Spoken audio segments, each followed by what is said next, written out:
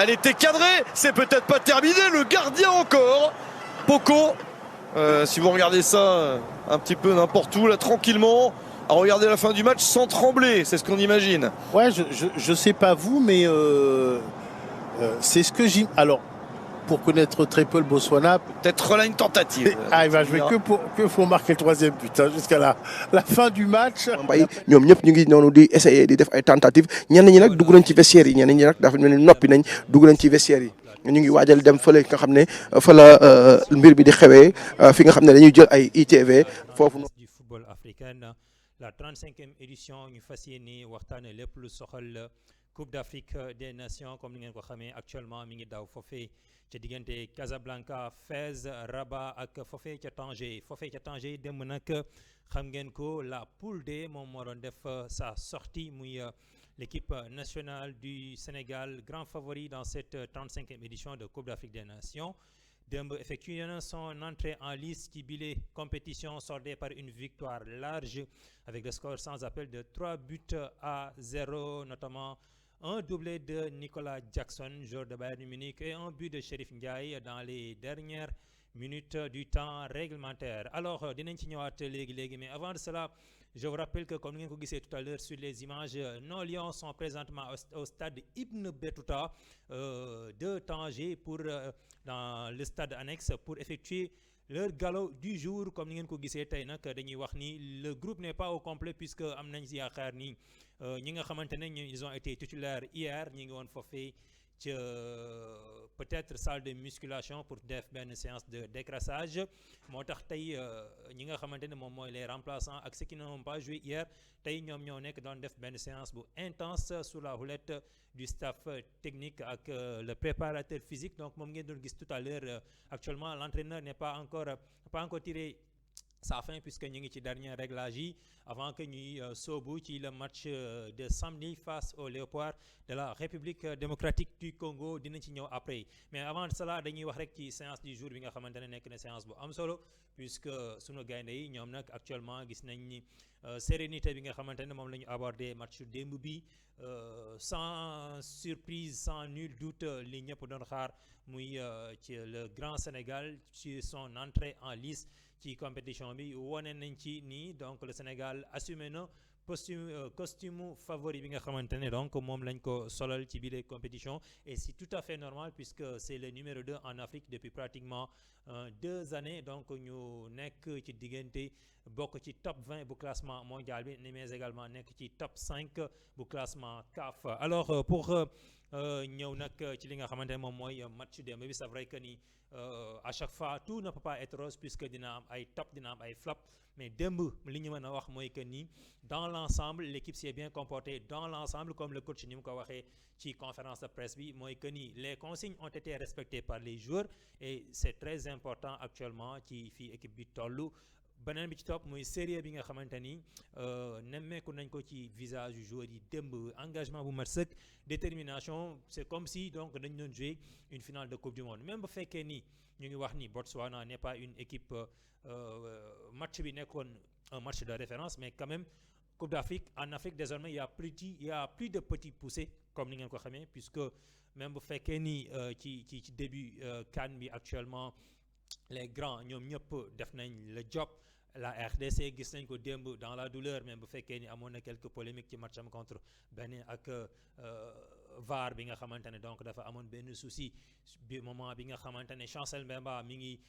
faute de main ci biir surface de réparation bi. Afrique du Sud nga xamante ne la dernière édition moom moo terminé woon ci 3e place bi ñëw na daal di gagner son entrée en matière. Maroc bi nga xamante ne c'est l'un des grands favoris dans cette compétition ñoom aussi ñëw nañu dans la douleur daal di s'imposer wu face aux Comores. Égypte de Mohamed Salah avec l'expérience bi nga xamante ne donc moom moo ñëw primé ci kaw joueur zimbabwéen yi ñëw na daal di imposer wu sur la marque de 2-1. Actuellement c'est l'Algérie qui joue face au Soudan bi nga xamante ne moom moo bokkoon ak Sénégal poule dans les éliminatoires de la Coupe du Monde. Une belle équipe soudanaise actuellement c'est l'Algérie qui mène par 1-0 avec notamment un but matinal inscrit dès la 2e minute de jeu par l'intermédiaire de Riyad Mahrez. Alors Algérie actuellement il mène 1-0. Tout à l'heure également avant match boobu le Burkina Faso demi-finaliste lors de l'édition édition 2022 au Cameroun, moom aussi qui vient d'effectuer une très bonne entrée en matière avec une victoire nette sur le fil, renversement de situation dans les ultimes minutes du match face à l'équipe de la Guinée équatoriale portée par l'excellent portier José Owono. Donc ñoom également gis nañ li nga xamante ne donc prestation bi ñu def face aux étalons du Burkina Faso. Actuellement CAN bi ça s'annonce très bien puisque gis nañ ni spectacle mi ngi am puisque il y a des buts depuis le début de la compétition. Match bi gën a prolifique nag mooy match démb bi nga xamante ne moom moo amoon ci les Aigles du Carthage de la Tunisie ci match bi ñu doon def devant l'Ouganda. Finalement victoire des Tunisiens sur la marque de 3-1. Donc match la bu nga xamante ne am na 4 buts yu nga xamante ne donc gis nañ ni ko mooy match bi ëpp ay buts dem, match le plus prolifique depuis le début de cette 35e édition de Coupe d'Afrique des Nations. Alors bu ñu ñëwee démbaat ci match Sénégal ba tey comme ni ñu ko waxee dañuy wax ni sànq wax naa leen ni dans l'ensemble RAS, rien à signaler du côté de l'équipe sénégalaise. Edouard Mendy, il y en a même qui disent que voilà, mënoon na teg benn baradam xel li lewal ba tarxis parce que au sein de l'attaque botswanaise, il y avait pas grand-chose bu nga xamante ne waroon na mën a inquiéter wu la défense sénégalaise. Boo ñëwee tey ci la première ligne avec la charnière centrale composée de Kalidou Koulibaly accompagné de Moussa Niakhaté, dañuy wax ni très à l'aise, amul dara lu nga xamante ne donc inquiété na leen de la première à la dernière minute durant la rencontre. Sur les côtés, on a vu la bonne prestation de Krépin Diatta. Krépin Diatta lui aussi très constant sur ses belles performances au sein de l'équipe nationale du Sénégal. Moom aussi gis nañ ko sans rien à signaler ci côté am. Tey ci côté gauche bi nga xamante ne tey avec le retour de Ismaïla Jakobs bi nga xamante ne bi mu reprendre la compétition yàgg taxu ko yàgg noonu, démb ñu gis ko la titularisation qui n'a pas une surprise vu que El Hadji Malick Diouf, joueur de West Ham, dafa nekk ci suspension. Mais nag quand même gis nañu ni ci fan yi ñu génn polémique bi mi ngi doon bëri ci li nga xamante ne moom mooy ci entre kii ci diggante Ismaïla Jakobs ak ki nga xamante ne donc moom mooy El Hadji Malick Diouf sera titulaire ci compétition bi ñu jëm. C'est vrai que à un moment donné Djawrin moom moo nekkoon ci kanam parce que boo waxee dañ lay wax ni offensivement c'est quelqu'un qui peut apporter le plus que moom mooy ci secteur offensif bi avec ses centres ci vocation offensive bi dañuy sentir présence am, contrairement à Ismaïla Jakobs wax nañu ni défensivement mooy c'est ce qui fait sa force tey buñ ko comparé ak ki nga xamante ne moom mooy El Hadji Malick Diouf. Mais démb on a vu que Ismaïla Jakobs daa dina wane beneen xar kanam parce que je vous rappelle que le Sénégal démb dans l'ensemble du match am na lu tolloog 28 tirs. Sur les 28 tirs, Sénégal am na ci 17 tirs cadrés. 17 tirs cadrés, Ismaïla Jakobs, l'auteur d'une passe décisive sur le premier but de Nicolas Jackson. Hormis ça, def na 6 passes yu nga xamante ne nii c'était des passes yu nga xamante ni dafay trouver nos attaquants qui n'ont pas été lucides par moment, mais quand même sur le plan offensif nekk na jour bi ñu gën a sentir démb dans l'ensemble de la partie moom Ismaïla Jakobs, le joueur de Galatasaray. Donc liñ ciy déggee rek mooy que ni actuellement waxoon naa ko mais ci match bi nga xamante ne moom la ñu jëm muy contre la République démocratique du Congo, Ismaïla Jakobs tey jii à 98%. Il va être reconduit par Pape Thiaw parce que tout simplement, si vous vous souvenez bien, il y a quelques mois au stade des Martyrs à Kinshasa, lors des éliminatoires de la Coupe du Monde, sur le flanc gauche de la défense sénégalaise, il y avait le Meshak Elia, l'attaquant excentré de l'équipe congolaise. Il a créé pas mal de difficultés à Djawrin. Gis nañ ko keroog booy seet ñaari bi de foofu la jaar. Depuis lors ci lañ commencé di wax ni donc Djawrin défensivement il faut mu commencer di liggéey. Et cette fois-ci mën nañ wax ni Pape Thiaw dina tirer enseignement ci loolu parce que amul benn raison buy war a mën a tax mu démarrer lu Djawrin ci kaw ki nga xamante ne moom mooy Ismaïla Jakobs bi livrer un match double XL démb face au Botswana. Donc Djawrin il sera sans nul doute reconduit par Pape Thiaw pour que mu mën a jàkkaarloo ak Meshak Elia s'il sera titulaire parce que démb gis nañ ni l'entraîneur congolais Sébastien Desabre dafa daa di jël Meshak Elia daa di koy démarrer loo ci banc bi. Est-ce que loolu lay defaat contre le Sénégal amuñu ci idée yu bari mais quand même lu ñu ci mën a wax coaching gagnant la ci côté Sébastien Desabre parce que tout simplement ki nga xamante ne moom mooy le remplaçant de Meshak Elia sur le côté droit de l'attaque congolais, s'agit tout simplement de Théo Bongada. Théo Bongada ñëpp xam nañ ni depuis ci camp bi ñu ci CAN bi ñu génn du woon joueur bu nga xamante ne donc mën nañu wax ni titulaire la woon indiscutable da doon nekk en temps de si mais démb à notre grande surprise même gis nañ sax durant les éliminatoires de la coupe du monde Théo Bongada dana nekk ci banc bi c'est Meshak Elia moom moo daan démarrer mais démb gis nañ ni moo andi ki nga xamante ne moom mooy Théo Bongada à la place de Meshak Elia bi nga xamante ne dugg na à la 68e minute de jeu est-ce que loolu la Sébastien Desabre di reconduire contre le Sénégal ou bien est-ce que dafay indi ak Meshak Elia bi nga xamante ne moo délivré benn passe décisive à Yohan Wissa face au Sénégal au Stade des Martyrs benn Meshak Elia bi nga xamante ne c'était lui l'initiateur sur le deuxième but de Cédric le premier but de Cédric Bakambu face au Sénégal également passeur décisif sur le but de Yohan Wissa face au Sénégal est-ce que Meshak Elia boobu la ñuy gisaat est-ce que dafay reconduire ki nga xamante ne mooy Théo Bongada bi nga xamante ne marqué na ay points démb ci match bi nga xamante ne moo leen doon opposé ci kanamu Bénin en tout cas lu ñu ci mën a wax rek équipe la bu nga xamante ne une équipe congolaise très huilée avec des passes très fluides maîtrise collective des joueurs très techniques même bu fekkee ni nekk na ay joueurs yi nga xamante ne amuñu habitude di nekk ay titulaires au niveau de leur club mais quand même c'est des joueurs yi nga xamante ne ossature bi colonne vertébrale bi ñoom ñëpp am nañu habitude de jouer ensemble depuis bientôt 4 ans tey si tu viens Lionel Mpassi à un certain moment il a été relégué sur le banc par Dimitri Berto bi nga xamante ne donc depuis le match contre le Sénégal il n'est plus le numéro 1 dans les cages de l'équipe congolaise désormais c'est Lionel Mpassi qui est titulaire d'ailleurs démb moom la ñu teg qui a livré un très bon match face à l'équipe béninoise tey nga ñëw fi nga xamante ne nii parce que Lionel Mpassi je vous rappelle que lors de la dernière CAN en Côte d'Ivoire c'est lui qui a été le numéro 1 de Sébastien Desabre démb gis nañ ko ñu daal koy reconduire pour rappel Lionel Mpassi c'est le joueur du Havre doublure de Mori Diaw en club démb def na l'auteur de très belles prestations face aux Béninois boo jógee foofu aussi nga ñëw tey ci première ligne bi la ligne défensive démb gis nañ avec l'incontournable Chancel Mbemba joueur de LOSC il a été titulaire même bu fekkee ni def na benn faute de main ci dernière minute yi wax naa leen ko sànq VAR bi dafa paanoon loolu moo empêché arbitre bi accordé wul penalty bi nga xamante ne donc ñëpp teg nañ ci seen bët mais mënuñ ci dara mais hormis ça il a livré un très bon match c'est lui je vous rappelle qui a permis à son équipe de valider leur ticket pour le dernier tour des barrages aux éliminatoires de la Coupe du Monde bi nga xamante ne ci lañ jëm puisque sur la série des penalties c'est lui qui avait marqué le penalty décisif ci premier match bi contre Cameroun moom moo dugal le but décisif Chancel Mbemba très expérimenté tey boo ñëwee ci côté yi Wan-Bissaka joueur de West Ham démb gis nañ ko aussi mu def match bu extraordinaire tu vas à gauche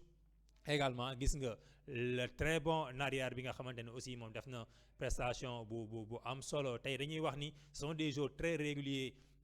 tant ci angle boobu laa nekkoon leen wax ni c'est des joueurs qui ont l'habitude de jouer ensemble boo jugee foofu tey au niveau de l'entrejeu il y a Samuel Moutoussamy du naanatul ko xam ne nañ koy présenter est-ce que parce que gis nañu causé nañu d'énormes difficultés ci ñaari match yi nga xam ne jot na ko jouer ak Sénégal à Diamniadio tout comme au Stade des Martyrs il a été titularisé à côté de Noah Sadiki coéquipier de Habib Diarra à Sunderland moom aussi dem def na match bu am solo KMB aussi je pense que trio boobu moom moo composé le milieu au niveau de l'entrejeu des équipes de l'équipe congolaise donc il y avait Samuel Moutoussamy devant la défense Noah Sadiki et KMB ñoom ñoo fa nekk tey boo ñëwee au niveau de l'attaque l'excellent Cédric Bakambu gis ngeen ko titularisé au front de l'attaque comme attaquant axial attaquant pivot qui a livré un très bon match buteur face au Sénégal même si bu fekkee ni démb dugal na un but qui a été finalement refusé par la VAR tey sur le côté gauche nga am ki nga xamante ni donc moom mooy wax naa leen ko sànq Bongoda du moins sur le flanc droit qui a été titularisé ci côté gauche bi Mboukou aussi moom qui commence à marquer des points au sein de l'attaque congolaise donc équipe la bu nga xamante ne l'entraîneur Sébastien Desabre s'inscrit dans la continuité ci biir 11 de départ yi donc amul dara lu nga xamante ne mooy grand chose tey boo demee ci banc bi il y a des joueurs d'expérience yoo xam ne qu'ils étaient là ñaan nañu ñi ngi seen troisième participation en phase finale de Coupe d'Afrique des Nations ñaan nañu il va vers leur deuxième Coupe d'Afrique des Nations ci la ñu nekk nii à l'image de Gaël Kakuta gis nañ ko démb Simon Benza même bu fekkee ni il n'avait pas figuré sur la feuille de match mais quand même il est bien présent au Maroc le joueur bi nga xamante ne moom mooy Fiston Mayele joueur de Pyramide FC en Égypte maanaam c'est une équipe bu nga xamante ne très complet ou bien ci postes yi boo ko jëlee c'est des postes doublés par Sébastien Desabre avec des joueurs très expérimentés qui maîtrisent parfaitement le football africain et qui savent comment gérer une compétition comme la CAN, parce que récemment c'est pas pour rien ci dernière compétition bi ñu daal di accéder ci dernière carré bi finalement ils ont été éliminés par l'hôte ivoirien avant que ñuy perdre seen match de 3e place face à l'équipe des Bafana Bafana d'Afrique du Sud. Lui aussi ñoom aussi wax naa ne ko sànq ñu def une très bonne entame avec une victoire nette seen premier match face à l'Angola bi nga xamante ne récemment joué na match amical ak les champions du monde l'Argentine de Lionel Messi, c'était à Luanda. Angola aussi tamit même bu fekkee ni perte na match boobu devant l'Afrique du Sud. L'Afrique du Sud reste l'Afrique du Sud actuellement. C'est Marc Brice donc qui est l'entraîneur, Hugo Bross du moins l'entraîneur sud-africain. Hugo Bross, je vous rappelle qu'il fut champion d'Afrique en 2017 avec les Lions indomptables du Cameroun. Moom moo leen yoroon actuellement nii moom moo yore Afrique du Sud, un entraîneur très expérimenté bi nga xam ne yor na pas mal de sélections africaines. Tey jii dafa ñëw pour wane ni dafa am ay ambition, dafa wane ni dafa bëgg a ñëw accéder ci dernière carré bi bu fa àggee naka lay def ba dem final. Je pense que loolu mooy ambition wu l'équipe sud-africaine. L'un dans l'autre, la CAN est déjà très relevée puisque nag li ko waral mooy comparé à la dernière édition nga xamante ne dañu gis ni y avait des surprises ci première journée yi ba ci deuxième journée bi. Loolu moo taxoon Algérie génnul, loolu moo taxoon équipe bu mel ni Côte d'Ivoire miraculeusement ñu daal di génn ak tant d'autres. Égypte aussi tamit defoon 3 matchs nuls si je me trompe pas, daal di génn meilleur 3e. Cette année, si tel n'est pas le cas, ñi nga xamante ne ñoom ñooy les ténors assumé nañu seen costume de favori. Wax naa leen ko sànq, je le répète, ils ont tous été victorieuses ci première sortie yi nga xam ne def nañu ko. Égypte, Afrique du Sud, Sénégal, Maroc, Algérie actuellement ils mènent par 1-0. Burkina Faso, même s'ils n'étaient pas là les étalons lors de la dernière édition, donc ñëw nañu sànq assurer seen entrée en matière dans les dernières minutes, ce qu'on appelle hold-up en football. Def nañu ko daal di renverser une très bonne équipe équato-guinéenne sans Emiliano Nsue, meilleur buteur de la dernière édition nga xamante ne donc raccroché na ay crampons def retraite internationale, mais quand même l'ossature est là. Les joueurs qui étaient là lors de la dernière édition sont bien présents. Une équipe équato-guinéenne donc nga xamante ne c'est une équipe très très ambitieuse. Alors donc pour l'équipe du Sénégal nat bu ñu ñëwee ci li nga xamante ne moom mooy match bi ñu dëgmal, ce sera le samedi prochain à 15h au stade de Tanger Ibn Battuta. Donc même heure même lieu. Si le Sénégal parvient à remporter ce choc dans cette groupe, donc dans ce groupe, sans nul doute il y aura forcément l'avantage de terminer première de sa poule. Loolu nga xamante ne moo ñuy permettre après jusqu'en demi-finale ñu mën a rester fi nga xamante ne moom mooy Tanger. Donc match la mu nga xamante ne c'est un match capital xamante ne les Congolais dañuy ñëw ak esprit revanchard, mais le Sénégal quand même reste le Sénégal. En tout cas, est-ce que Pape Thiaw va reconduire la même composition que celle face au Botswana, les Zèbres du Botswana? En tout cas am nañ ci yaakaar, wax naa leen ko tout à l'heure, parce que une équipe qui gagne ça ne se change pas. Donc bu ñu ñëwee tey ci li nga xamante ne moom mooy la prestation de Nicolas Jackson au front de l'attaque sénégalaise, ñëpp wax nañu ni avant le début de la compétition, est-ce que duñu génnee Nicolas Jackson di faire titulariser ki nga xamante ne moom mooy Habib Diallo? Loolu moo nekkoon loo xamante ne il a fait couler beaucoup d'encre et de salive, mais je pense que démb Nicolas Jackson il a marqué des points. C'est pas pour rien mu daal di terminer homme du match avec un doublé, et il pouvait faire mieux puisque am na pas mal d'occasions yi nga xamante ne c'était des occasions qui pouvaient terminer au fond des filets. Malheureusement Nicolas Jackson, tout le monde le sait, il n'a pas été très très lucide ci yenn situation yi. Waaye nag lu ñu ci mën a wax rek forcément match bi di ñëw il sera encore de nouveau titulaire ci kaw ñi nga xamante ne ñoom ñooy 3 avant-centres yi nga xamante ne ñoom ñoo nekkoon ci banc bi, à l'image de Chérif Ndiaye lui aussi qui a marqué des points, qui continue de marquer des points. Je ne sais pas ba xam yéen a ngi ciy bàyyi xel, mais Chérif Ndiaye ci 4 matchs yi nga xamante ne moom la mujjee jouer équipe nationale il compte actuellement 3 buts sur 4 matchs. Donc dañuy wax ni commencé na marquer ay points pour mën a imposer wu ci l'attaque sénégalaise. Un bon joker, pour ne pas trop exagérer, du ma wax titulaire ci kaw Nicolas Jackson wala Habib Diallo, mais c'est un très bon joker comme ni ko Cheikh Tidiane Sabaly daal di liggéey. Lui aussi gis nañ ko actuellement le meilleur joker au sein de cette équipe sénégalaise depuis qu'il est dans cette équipe du Sénégal. Démb gis ngeen ko sa deuxième touche de balle, on a livré une passe décisive, buteur face à l'Angleterre. passeur décisif sur le but décisif du Sénégal au stade des Martyrs marqué par Matar Sarr. Donc li may bëgg a wax foofu mooy profondeur de banc bi nga xamante ne l'équipe sénégalaise am na ko. Il y a de la matière dans cette équipe sénégalaise en tout cas lu ñu ci mën a wax rek mooy tamit bu leen fàtte ni démb bu victoire bi neex ba ñu fàtte ni Lamine Camara jéewul, bu victoire bi neex ba ñu fàtte ni Habib Diarra mi ngi woon ci banc bi jéewul la moindre minute, mais bu fekkee ni ci blessure la jóge, mais quand même je vous rappelle que il avait effectué son entrée en jeu lors du dernier match de son club Sunderland à la 68e minute de jeu. dugg na remplaçant démb ñëwul, Lamine Camara ñëwul, Pathé Ciss moo ñëw, ça veut dire que ni amuñu woon jafe-jafe. Donc il faut saluer la gestion du groupe de Pape Thiaw parce que xam na bon moment la war a def ay changement am, kan la war a dugal, kan la war a remplacer. te gis nañ aussi avec le système 4-2-3-1 mu nekk système bu nga xamante ne système bu baax la. dañuy wax ni ce sont les mêmes joueurs yi mu titularisé woon contre la République démocratique du Congo. benn changement moo ci am muy sur le flanc gauche de notre défense, Ismaïla Jakobs bi ñëw place El Hadji Malick Diouf. À part ça, c'est le même schéma, même stratégie, les mêmes hommes que face à la RDC Congo au stade des Martyrs. Donc am nañ yaakaar ni li joué démb samedi moom lay reconduire contre la République démocratique du Congo nga xamante ne dina nekk match bu am solo. Congo bi génn ci victoire, Sénégal en cas de faux pas, même match nul dañ koy considérer comme défaite noonu laa ko mën a jàppee, parce que boo amee match nul ci kaw RDC Congo mën nga perdre première place bi à tout moment. Parce que je vous rappelle que ci dernière journée bi RDC Congo fera face au Botswana te booba mën na ko dóor avec le score large 5-0, 6-0 wala li nga xamante ne donc moom mooy 7-0. Dans ce cas, si tu parviens pas à battre le Bénin bi nga xamante ne moom aussi dafay jouer ci dernière minute yi pour essayer daal di décrocher qualification, troisième place, match boobu mooy gën a metti que bi nga amoon sa premier match contre Botswana. Dans ce cas là, RDC mën na profiter ci Botswana daal di koy dugal score bu large, là dafay tax nga daal di terminé ci deuxième place yi te boobaa da ngay génn Tanger daal di dem ci yeneen dëkk yi te loolu nekkul lu nga xamante ne lu favorable lay nekk. même bu fekkee ne Sénégal amul jafe-jafe ci stade yu musée, amul jafe-jafe ci fan la war a dem ak kan la war a dajeel fi ñu toll, mais l'idéal le plus favorable li nga xam ne mooy gën a bénéfique mooy que ñu assurer la première place ci phase de groupe yi pour mën a rester à Tanger jusqu'en demi-finale. Amis téléspectateurs, amis internautes yi nga xamante ne donc yéen a ñu doon seetaan, donc tey lii mooy taxaw seetlu bi nga xamante ne bëggoon nañ ko def ci jour bi match Sénégal bi nga xamante ci lañ gën a démb daal di projeté wu ci match bi nga xamante ne moom la ñu jëm samedi. waxaale également les qualités de l'équipe adverse muy la République démocratique du Congo, waxaale également la sortie